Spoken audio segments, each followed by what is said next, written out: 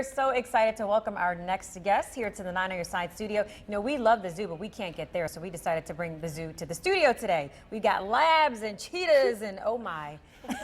This is the Cincinnati Zoo's Cheetah Club cub Donni and his BFF Moose. Wow, friends in all places. And we also have Miss Kimbrough with us today. Lauren, she is the cat ambassador trainer at the zoo. Welcome. Well, thank you so much for having us today. So we do have our newest stars here from the Cincinnati Zoo. We have Donni and Moose, who are a 5-month-old pair.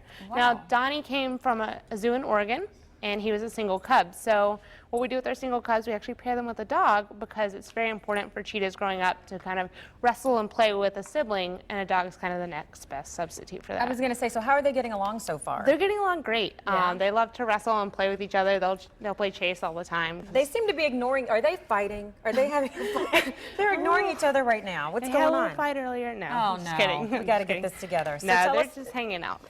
So the training. So this Donni has been here now for how long exactly? Donni has been here since he was about 5 weeks old. Aww, so okay. Almost 4 months. And he is how much now? 35 pounds? He's about 35 pounds. And how big is he going to get? He can get up to 120 pounds. Oh my so goodness. Quite large. But his training is going very well, especially with Donni and Moose. And of course, if you guys have been to the Cincinnati Zoo before, hopefully some of you guys have seen our cheetah encounter show. We run our cheetahs. So coming up in the next couple months will be us training him to actually run after our lure system like you can see in the show. Very cool. So this is all part of the socialization process. And now, of course, he's hanging out with humans now. And, you know, we're all kind of like standing in the studio going, wow, he's going to get really big one day. At what point will you have to kind of separate these guys, or will you have to? We may eventually separate them in a couple of years. Okay. It's always up to the cheetah and the dog.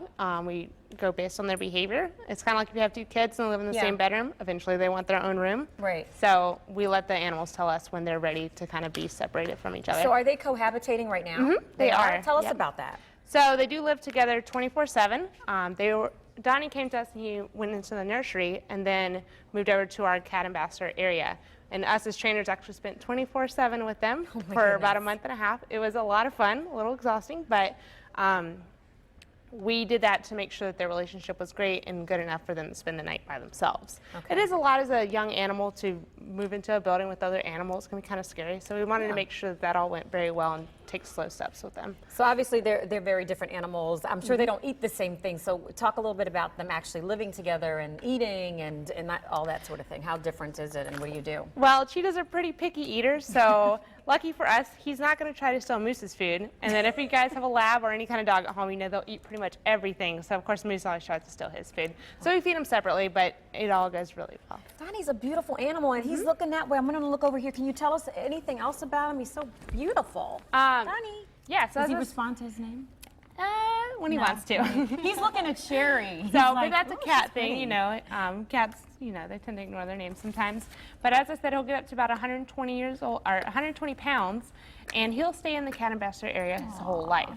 We are going to train him to be one of our running stars, and when we're not doing our shows from April till October, we do school programs as well. So it's a great way for us to do outreach and really teach the kids about the importance of cheetah conservation.